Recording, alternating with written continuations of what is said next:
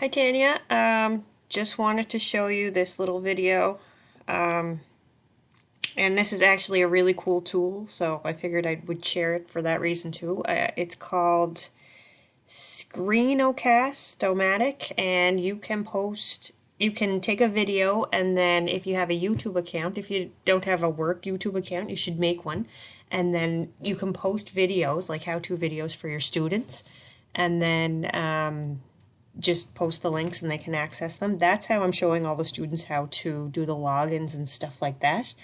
And I got this tool from Lacey, one of the other coordinators. Anyway, I find it very helpful. So Screenocast-O-Matic. I can send you the link for it. But I just wanted to show you.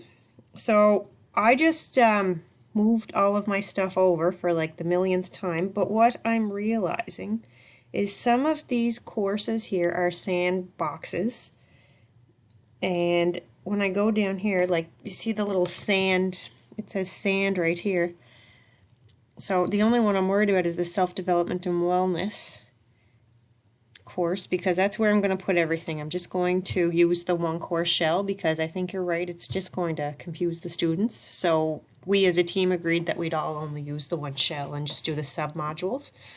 But anyway, if you look at this one, which I just moved over, there's no sand there. So I went into it, and when I go in, now I have my class list.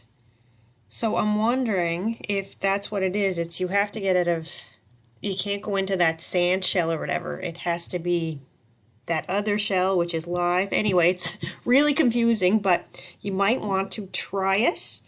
And if you want me to send the link for this Cast-O-Matic thing to do these videos, it's really easy to use, and I think it's going to be extremely helpful for working with the students this year.